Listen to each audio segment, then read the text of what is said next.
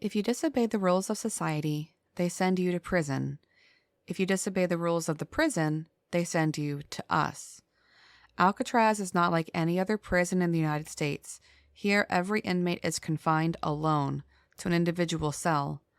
Unlike my predecessors, Wardens Johnson and Blackwell, I don't have good conduct programs. I do not have inmate councils. Inmates here have no say in what they do. They do as they're told. You're not permitted to have newspapers or magazines carrying news.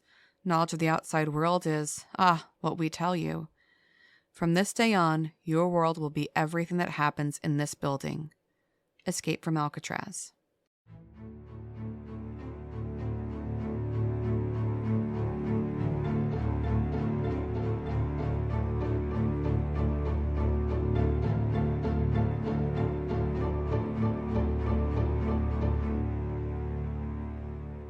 Welcome back to this week's episode of the Well House Exorcism. This is your ghost of a host with the most, Shanna. It's PukwuPJ. Why, hello. Hi. Are you excited? I am. I'm not sure if this is going to be... We're getting into it. Is this going to be 2 or 3 parts? I think it's going to be 3. We talked. Yeah. I don't know. We might get it in 2. We think so? Yeah, okay. We'll see. We'll see. I don't know. Well, first off, this episode is brought to you by Maggie's Casket, LLC. If you're looking for a spooky lady who can teach you to paint, then look no further than this company. Maggie's Casket offers a variety of painting and sipping endeavors. She even recently did a painting event for my Girl Scout troop, which is no small feat, and brought everything we would need. I had to supply nothing. She is a professional and lovely person to work with. So get your spooky on and paint with Maggie's Casket, LLC. All right, this evening... PukwuPJ. Yes. What are we talking about? Alcatraz Island. Are you excited? I am. Because, it's something everyone knows about, but don't know the details. Yeah. So, even myself, so researching this is definitely going to be fun. You did a lot of the research for this one. I feel like I will probably be doing a lot for the next week. Are you surprised that I did all the research for this? I mean, I just want to say I was so happy when it said that Paul Hayden edited my script today. I was like, yay, he looked at my script. That's all I got. I dabble. You dabble. That word again. Dabble. I think it's cool. I think there's a lot of history behind this, which is why I wanted to really focus on... The first episode is going to be all the background, I've decided. Mm-hmm. So, but before that, I do want to also mention that we are going to be running our giveaway coming up. Because we are currently well over 19,000 listens, getting close to that 20,000. So you'll be seeing a dice set from Danger and Dice. You'll be seeing a game, a card game from Games Overboard. You'll be seeing another... adopt a ghost pet lobby because it's so cute, and a ghost pendant. It's a glow-in-the-dark little ghost that's inside a jar that you can wear around your neck. A lot of people wanted that ghost. Well, yeah, Lobby's adorable. Yep. I would have gotten the emotional support pickle, but it's Lobby, so I gotta get him. There is also a sign that has a quote from Dante's Inferno. I'm trying to think. There's lots of stuff in there. And of course, you get the magnets for both the big podcasts, Games Overboard and Well House Exorcism. Yeah. So check out the pictures on Facebook so you can get on that. You can email us. You can message us on Instagram, on Twitter. You can message us through our website, any of those ways. Or you can comment on the picture. All of those will get you into the giveaway. Yeah. So that'll be up sometime tomorrow or Tuesday. Yeah, because we're still thinking of the game that we want to add in for Games Overboard as the... There's a small game in there already, but you want to add another one, I know. Yeah. That, and I'm not going to be anywhere close to home tomorrow to make a really pretty picture. Yeah. So just it's coming up. Yeah. So watch Facebook. It's coming. It's just that it's the last 2 weeks of school for me, and it's every Monday, Tuesday, Wednesday, God knows when. I am just out doing stuff with students. Yeah. So all teachers get it. The last, that last final home stretch. Yeah, your eye starts twitching. Yeah. All right.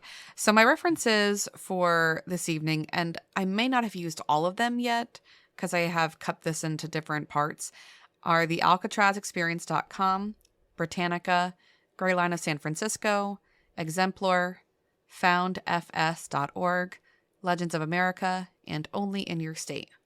And I use nationalparkservice.gov and History Channel. All right, cool. So the story. Many believe Alcatraz is one of the most haunted places in the U.S. and even worldwide. Its haunted reputation, chilling facts and history, and even bloody battles within its walls fuel imagination. It is no surprise that such an imposing structure invites visitors and ghostly adventurers alike, and many of these people encounter ghostly phenomena. Do, do, do, do, do. This leads us to ponder whether there is more to this jailhouse than just concrete blocks and rusting metal bars. So first off, I want to discuss the Native Americans. Yes. So long before Alcatraz became home to some of the most notorious outlaws in the country, it was known as a place to be avoided by Native Americans who believed it contained evil spirits.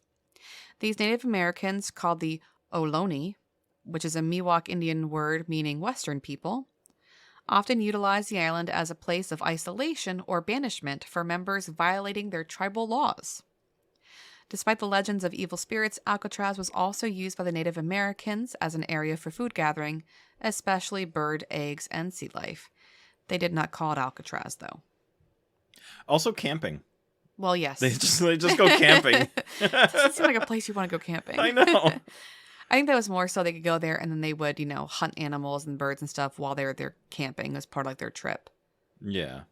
But according to Exemplar, when Native Americans found the island, quote, they instantly felt terrible spirits there. Therefore, they brought some of their people to the island as punishment. If their crimes were awful, they would leave them on Alcatraz permanently. They believed that if left on the island, they would die there, and evil spirits would torture them for eternity. It is interesting, even before it became one of the toughest prisons, Native Americans used the island as punishment. Mm-hmm. So I feel like that right there already lends this culture, this feeling of negativity to the island, which just allows all the other stuff to kind of happen. Yeah. Because when we get into some of the haunting, spooky stories, sometimes I'm like, yeah, this is silly. But I don't know, there's just a lot of negative energy. A lot of bad juju going on, especially if you're sent there you're a bad boy. You stay here forever. Jeez, thanks. All right. There's evil spirits. They're gonna torture you for eternity. Oh, thanks again. Great. So I can't fix it. Got it. Can't make my life better. Did you do any research on the Spanish or just the Native Americans? A little bit. Just that another reason why some of them had taken to Alcatraz were to escape the Spanish missionaries. Yeah, they didn't want to be Catholic. Yeah. And the Spaniards used the missionaries as the way to spread their empire, because, religion and government were tied pretty closely. So, the farther that they could spread the Catholic faith, the stronger a hold they would have on the area. And Native Americans started to flee because of that. So, yeah, that's what I have there. Yeah. So the Spanish, of course, followed them over, what's this rock? Because they keep running away from us. Yeah. So they actually called it La Isla, and I hope I'm pronouncing this correctly, but I do not speak Spanish. La Isla de los Alcatraces. And again, I know I butchered that. I know it's Isla. They Isla. pronounce the S. That's weird, but okay. La Isla de los Alcatraces. We who had French for 4 years, and you more than 4 years, it's not natural for us to say the S. Those are words. But it was first Christianized by the Spanish explorer Juan Manuel de Ayala in 1775. The island of Pelicans was aptly named after the large seabird population that filled its craggy shores. Its modern moniker, an ode to the dangerous crags the pelicans sat so calmly upon, the Rock, is far less endearing and far more appropriate. Later, the name was shortened to Alcatraz. When the Spanish began to build the many Southern California missions, as you said, many of the native Ohlone decided they were going to run to the island as a place to hide and escape the forced Christianity imposed upon them. So it's let's go to the place that has the bad juju. It's better than around those Christians. Yeah. Really paints us in a good light. But anyway, flashing forward then to 1848. After the end of the Mexican-American War, California, along with the island, came under the control of the United States. The U.S. Army realized the strategic position of the island as a defensive site for the San Francisco Bay and began the work of building a fortress atop the sandstone outcropping in 1853. So it took them 5 years, but, According to some stories, they actually used Native Americans, shackled, to begin the construction of the fortress. I'm guessing those who refused to be Christians. I don't know. But according to some stories, they had them shackled there as the first prisoners, and they forced them to build. Yeah. So that's nice. I'm not sure if it's true. Again, that's just some stories I read. Incorporating the land's ruggedness into the defense plan, the laborers blasted the rock and laid brick and stone to create steep walls around the island. By 1854, the lighthouse was completed and 11 cannons were mounted. The lighthouse was 40 feet tall and had an $8,000 Parisian lens, which was super expensive for the time. Jeez. Yep. Now, the lighthouse becomes important later for our story about hauntings, too. Mm-hmm. That Parisian lens going to last forever. It's got a really good warranty, I guess. So what happens then is they just end up building a fort. Yeah. So I want to go next into the Fort Alcatraz because the Native Americans are there for, a long time. They use it to collect eggs, but they're not going to stay there too long. Yeah. They're banished there. They hide there then when the, Christians start coming. But once the Americans start building, they build a fort. And so Fort Alcatraz is the very beginning then of the jailhouse. Yep. Did you any research on the fort? A little bit. I was more interested in just the Native American part of it, which you said most of it. The one thing that like bothered me about the History Channel and things like that is 1895, 19 Native Americans were arrested and sent to prison there. So this is after it was a fort and all that. In 1907, it is when it became a military prison, which we'll get into. And then 20 some years later, in 1934, that was when it became the first penitentiary. Well, like when it shifted into being a penitentiary. And that's when, like, History Channel says, that's when the first civilian was arrested and put in Alcatraz. And it's like, what about 1895 with those 19 Native Americans? Well, they're not real people, right? Ugh. Like, so, yeah, that bothered me right there. Yeah, well, of course. Yeah. Well, those write the history, right? Oh, yeah, for sure. Well, then let's get into Fort Alcatraz, shall we? So this predates your 1895. The rest of the fortress would take years to complete, as most of the area laborers were much more interested in prospecting for gold, because the California gold rush was happening, Yep. rather than the backbreaking work of building a fort. Who would have thought? Another cause of delay was the lack of quality building materials. While some sandstone was quarried on nearby Angel Island, much of the granite used in the building had to be imported from China. Yeah. So that's going to take a while. Yeah, we'll get into why they shut down and similar reasons, too. The first deaths on the island occurred in 1857 when the crew was excavating a roadway between the wharf and the guardhouse. Suddenly, a 7,000 cubic yard landslide buried several of the laborers, and 2 men were killed. So, yeah. Off to a great start. Landslide, we're doing great. It's fine. Only 2 died. It's fine. What's 2? No, anyway. However, the fortress slowly took shape as roadways, additional outbuildings, and the final defensive position, the Citadel, was built. Completed in 1859, the fortress included a row of enclosed gun positions to protect the dock, a fortified guardhouse to block the entrance road, and the 3-story citadel atop the island that served as an armed barracks and the last line of defense. The only access to the citadel was a drawbridge over a deep, dry moat surrounding the entire building. The structure was designed to hold as many as 200 soldiers with provisions that could withstand a 4-month siege. So I don't know what they were planning for, but they were planning for it. This was like doomsday. I read about it, I'm like, okay, well, I know where I'm going. If the zombie apocalypse happens, I'm going to go to Alcatraz. Yeah. Oh, boy. In December 1859, Captain Joseph Stewart and 86 men of Company H, 3rd U.S. Artillery, took command of Alcatraz Island. Fort Alcatraz soon took the lead role as the most powerful coastal defense in the West. In addition to its strategic defensive position, the island also took on serving as a stockade for enlisted men. Recognizing that the cold water, about 53 degrees Fahrenheit, and the swift currents surrounding the island made it an ideal site for a prison, 11 of the soldiers who arrived with Captain Stewart were incarcerated in a cell block in the guardhouse basement. Just 2 months later, another soldier, who was said to have been insane, was jailed with the others. Before long, other forts with less secure garrisons began to send their deserters, escapees, and other prisoners to the island. So before it was a jail, it was a jail. Yeah, right. It was jailing before it was cool. Yeah.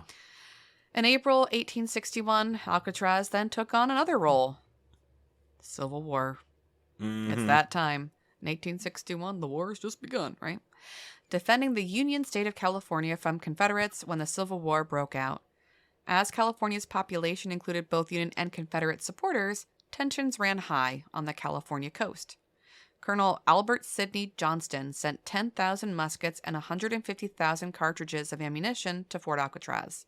The new fortress soon deflated Confederate sympathizers' hopes that the San Francisco Bay could be taken and California brought into the Confederacy.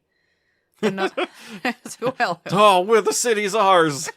Uh-oh. They got them guns. Nope, Oh, we good. no. Nope, walking away. Though no one ever attacked the rugged island during the Civil War, the military personnel in Alcatraz increased to over 350 men. So they were preparing just in case. I mean, it's certainly gonna deter people from invading that island, that's for sure. Not only with the water and everything else, too, yeah. That's like, how is that base going to help you anyway? It's just in the middle of nowhere. I mean, it deterred the South, didn't it? I guess. On August 27th, 1861, Alcatraz was officially designated as the military prison for the Department of the Pacific, which covered most of the territory west of the Rocky Mountains. Like most prisons of the time, the conditions in the cell house were terrible, with men sleeping on the stone floor side by side. With no heat, running water, or sanitary facilities in the cells, sickness became common among the prisoners. During the Civil War, Alcatraz's role as a military prison increased. When the Confederates were arrested from the schooner, they joined numerous other military prisoners and local civilians who had been arrested for treason. Soon the rooms in the guardhouse were filled, and a temporary wooden prison was built in 1863 just north of the guardhouse. Later it was replaced with several adjoining structures called the lower prison. Built by, no surprise, jailhouse labor. As part of their punishment, the prisoners also constructed additional housing on the island. By the time the Civil War ended in 1865, the island contained over 100 cannons. Nice. They were really preparing.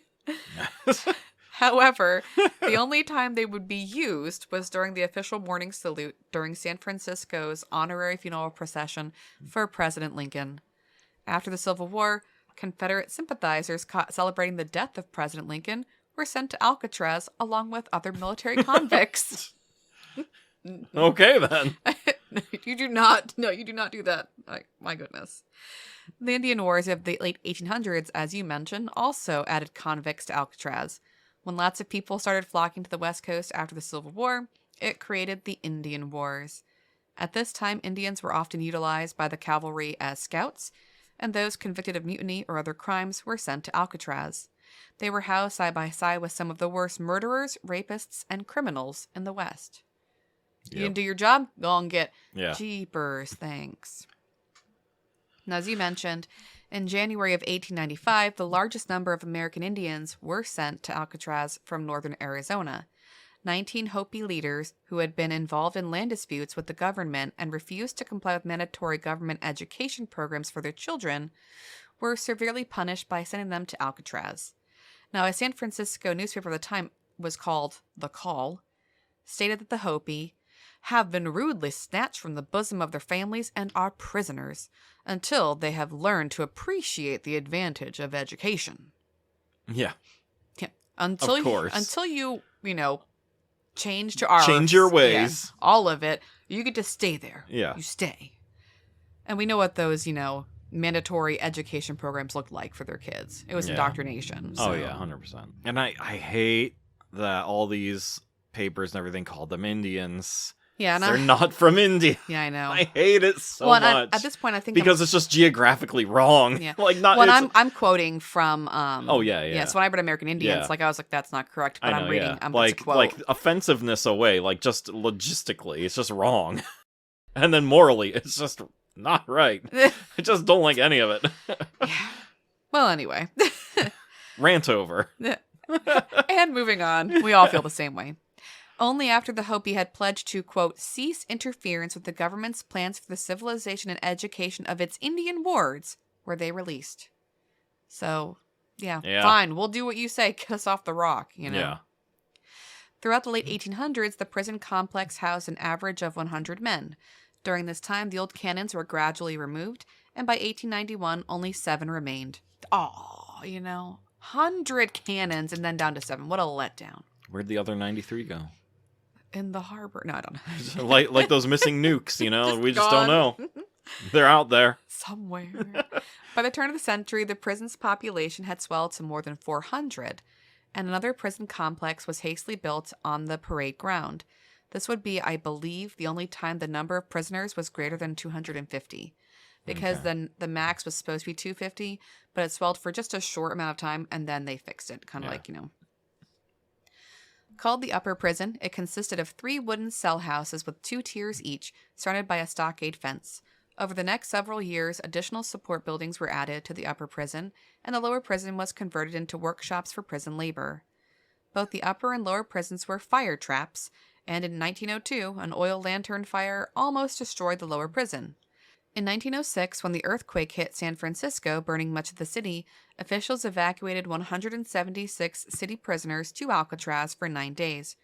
Recognizing the fire hazards of Alcatraz, new concrete barracks were soon built by prison labor. Oh, we don't want that to happen, so I like how you ignore it until you can't anymore. Yeah.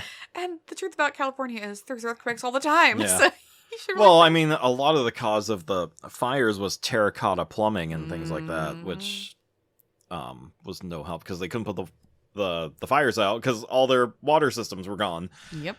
So, yeah, it was just not a good time. Well, yeah, you'll learn. See, now, something I want to look up for next episode, and maybe our listeners can chime in if they know it already, is...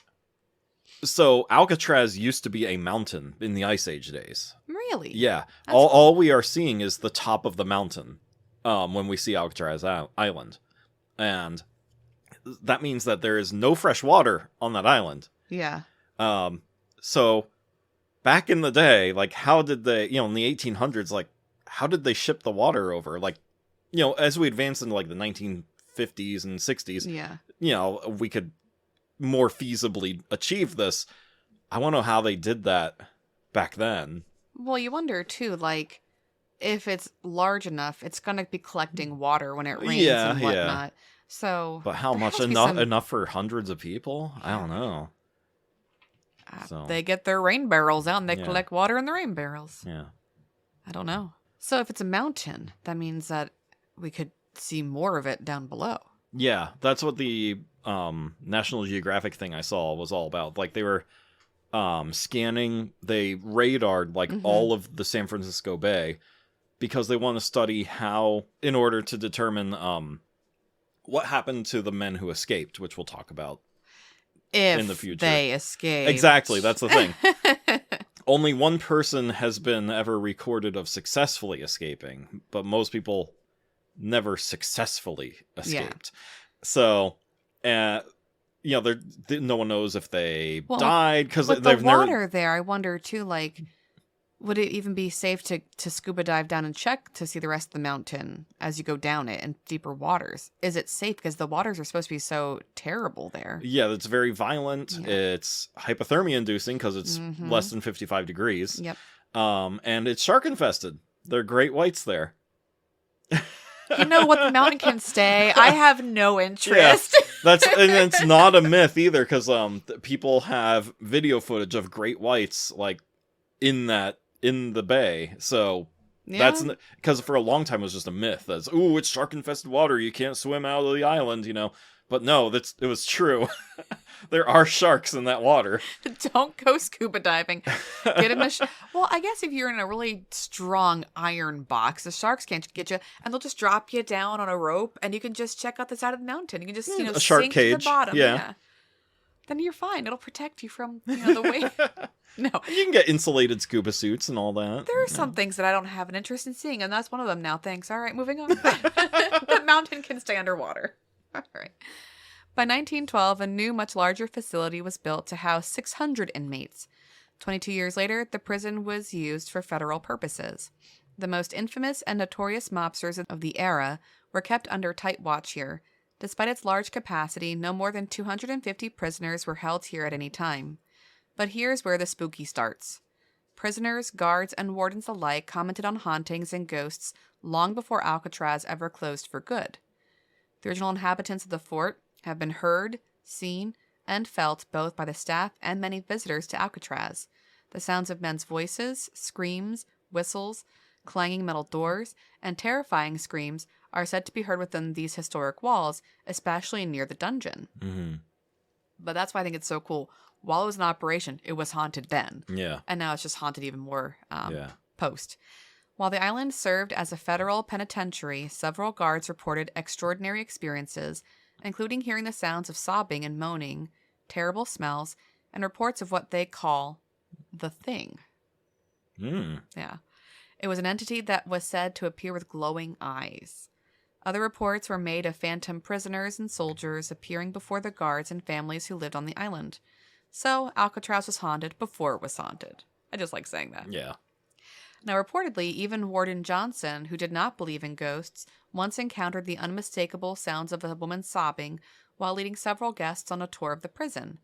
The cries heard by the warden and the guests were described as coming from inside the walls of the dungeon. Just as the sobbing stopped, an icy cold wind blew by the group. And there should be no female crying in there. Yeah. So that was just kind of cool. And fun side story to that, since the 1940s, apparitions have been seen at the site of the now burned out shell of the warden's house. So during a Christmas party at Warden Johnson's, several guards told the story of a ghostly man who suddenly appeared before them wearing a gray suit, brimmed cap, and sporting mutton chop sideburns. So cool. As the startled guards stared at the apparition, the room suddenly turned very cold, and the fire in the Ben Franklin stove was extinguished. Less than a minute later, the spirit vanished. So, haunted before it was haunted. Just saying. Also, it has been reported that the old lighthouse will suddenly appear on foggy nights, accompanied by an eerie whistling sound and a flashing green light that makes its way slowly around the island. Appearing to both guards and visitors alike, the spectacle vanishes just as suddenly as it appears. So, it's here, it's not here. It's here, it's not here. When the prison was still open, other guards told of hearing phantom cannons and gunshots, accompanied by screams that were so real, they sent the seasoned guards to the ground, believing that the prisoners had somehow escaped and obtained weapons. After taking cover, the guards would then cautiously look about to see absolutely nothing. These incidents could never be explained. So cool. I agree. Another often reported experience of the guards was the smell of smoke that often came from a deserted laundry room as if something was on fire. When they investigated, the black smoke was so thick it drove the guards from the room. However, just minutes later, the room was completely smoke-free. Yeah. And it's an abandoned laundry room, so you can't say it's the laundry machine not working. Yeah, And right. There's no light in there. There's no candles in there. So something just made smoke. Yeah. And then it just, poof, gone. Yeah. Phantom smoke. It's so cool. You can't tell me it's not cool. All right, one famous story is about an inmate who was tortured by an evil spirit. This, to me, adds validity to the Native American stories about evil spirits on the island, because the story is so horrifying. Remember, they would send their people there to be tortured by the evil spirits, and when they died there, they would then be tortured in the afterlife. Yeah. So you have that as the backer to then what happens to this, and I'm not going to say this poor inmate, this poor guy, because if you go to Alcatraz, you go to Alcatraz. You have it coming. But this comes from Exemplar, and so I'm quoting all of this. It says, one story is about a man who may have encountered one of the evil spirits the Native Americans supposedly felt. An inmate was locked in solitary confinement, where people only received bread, water, a hole to go to the bathroom, and a mattress only at night. This man was locked in when he suddenly began screaming and groaning, claiming to see glowing eyes. He would cry out about how this creature was torturing him. The guards, assuming the inmate just wanted attention, ignored him throughout the night, but suddenly his cell went quiet. When the guards checked on him in the morning, they found the man strangled with hand marks around his neck. According to his autopsy, there was no possible way that he did that to himself. Some believe the guards on duty did it, but others think the strange creature the man had claimed to see was to blame. So now they refer to that peculiar creature as the Thing. And so the glowing red eyes pop up over and over again, too. I was watching a ghost investigation of Alcatraz on YouTube, and they talk Already, about... I'm so proud of your research there. And they talk about that story, and they're like, in the autopsy, concluded that they were unable to determine a cause of death. And the other one's like, there are handprints on his neck, and he's blue. It's probably suffocation. I think you just read that wrong. I know. And they're all just like, what? Good try. You get a star for trying. Oh, jeez. According to AlcatrazExperience.com, other inmates had stories during their time there as well. In one story, it says Robert Stroud, also known as the Birdman of Alcatraz, spent 17 years in solitary confinement. In his book, The Birdman of Alcatraz, he described his experience as a living death. Stroud claimed to hear strange sounds and voices in his cell and said that he often felt like he was being watched. Yeah. And you could chalk that up to, like, you're just going crazy from being alone. Yeah. But if there's someone next door to you, you can at least talk to them. Yeah. You know? And so many other convicts have said similar things. I don't remember. It was another well-named one. Machine Gun Kelly, maybe, said, like, it was a living hell. Mm-hmm. So it's like a recurring theme that these people. Oh, you're talking about like, Jim Quellen. Jim Quellen. Okay, yeah. Just say, this recurring theme of them just talk about how horrible it was there, physically and mentally. Yeah, and so you wonder, like, if it was like this horrible nightmare of a place, you're building a building on top of like evil, tortured spirits, and you're putting men in there with the idea to make penitence. But instead you're torturing them some more. Yeah. Part of me is like, good, because these are the worst convicts. Maybe they deserve it. But yeah, like Alcatraz like, was designed to be for the worst of the worst. Yeah. But you're not going to have any kind of, rehabilitation if they. No, yeah. Well, anyway. No penitence at this penitentiary. Another story is from William G. Baker, a former Alcatraz inmate who served time on the island during the 1940s.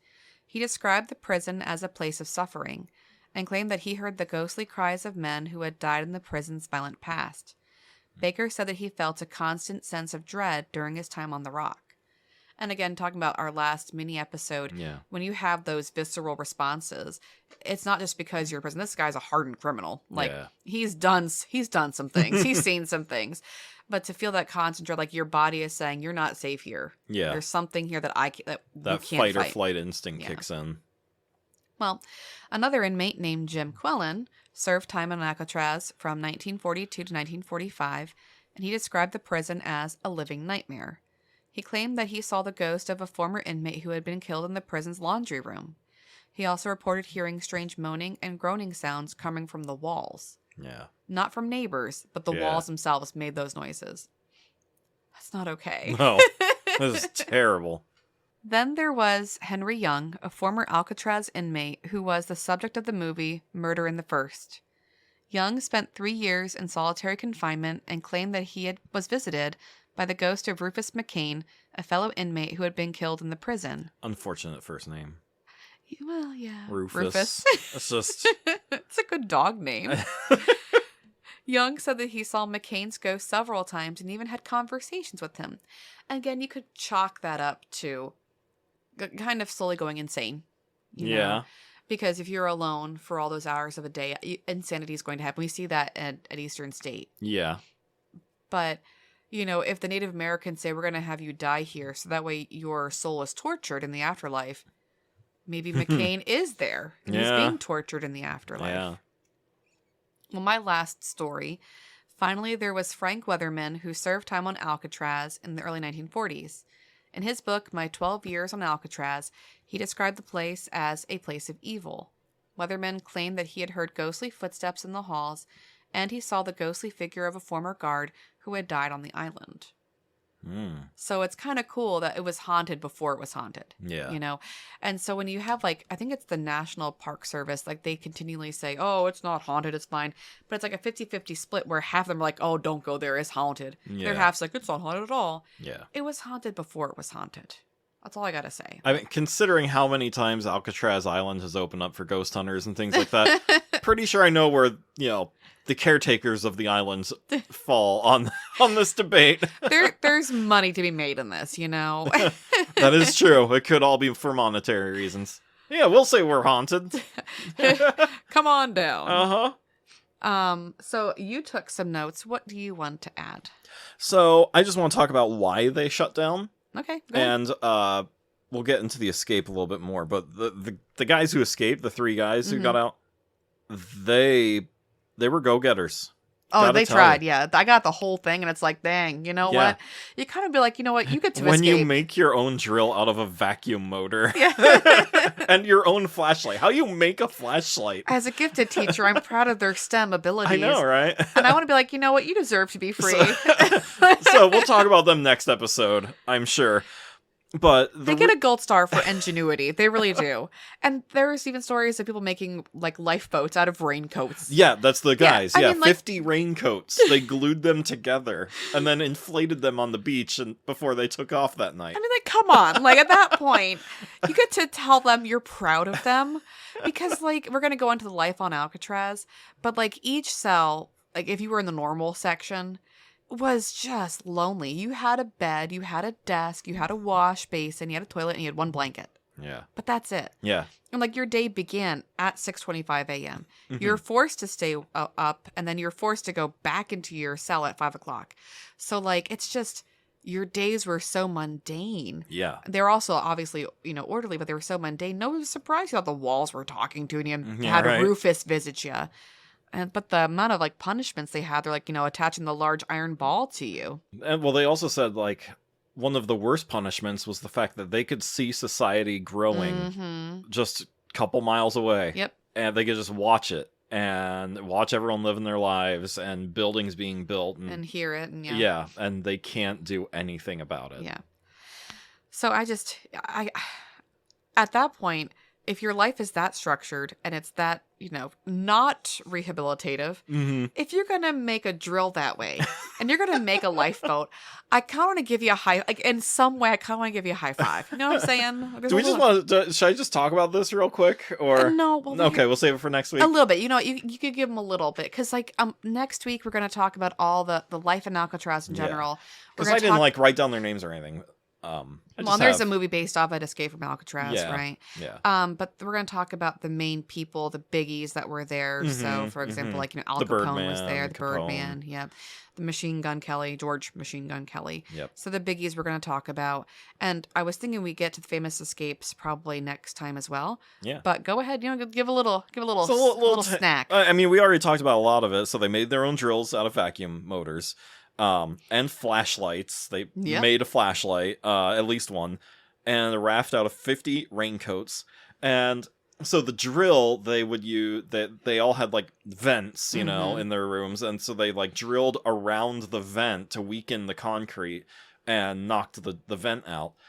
And then they used like concrete slabs and they painted it and cut their hair and glued hair onto it. They made paper mache. Yeah. They did that too. They made paper mache. Oh, really? Yeah. So I just saw that they painted their faces on rocks, well, concrete, and put them in the bed with blankets on top.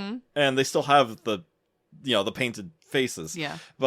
And so that's how they escaped. Then they inflated this glued together raft, and no one ever saw them again. Yeah, I just want to say like high five to them because like the crazy storyline of it surpasses Eastern State Penitentiary's escape stories.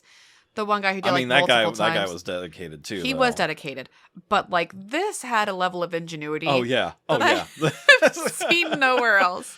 But we're also going to discuss the Battle of Alcatraz that happened there because there was a couple big fights. There's one that the U.S. Marines actually were called into. Yeah. So we'll discuss that. We'll also discuss, why they shut down. Okay. In terms of rising costs. Yep. And then I'm going to talk about the haunted locations on the island. So if you go for a ghost tour, the places that you're going to go to.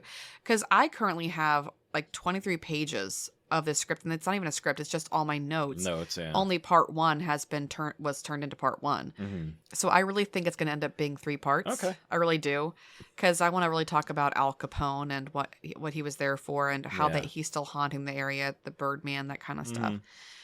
So I foresee it being 3 episodes. If we can get it in 2, that's cool. But it sounds like 3 if you have that many in an outline form already. Did you read that part of the script? No, because it says stop here. End of episode 1. Yeah. That's fine. Anything else you want to add? Well, if we're going to talk about the closure, we can do that later. So. Okay. Well, then fine. I mean, if you want me to, I can. No, it's cool.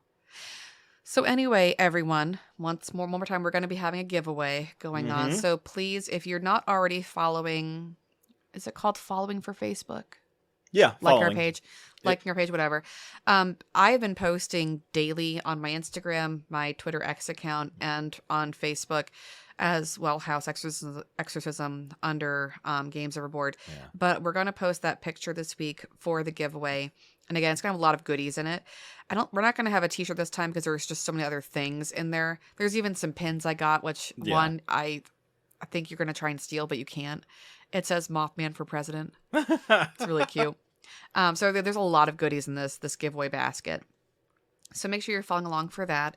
And I would really urge you to follow our Instagram account and our Facebook, because Well House is getting bigger and bigger, faster and faster. Uh-huh. Which is, again, thanks to you guys. It's all you sharing our podcast. But we are going to be going on our first official ghost hunt. Ghost investigation. Coming up soon with our paranormal expert. And so I'd like you guys to see the journey, because we are going to start practicing using some of the equipment so we feel more comfortable with it.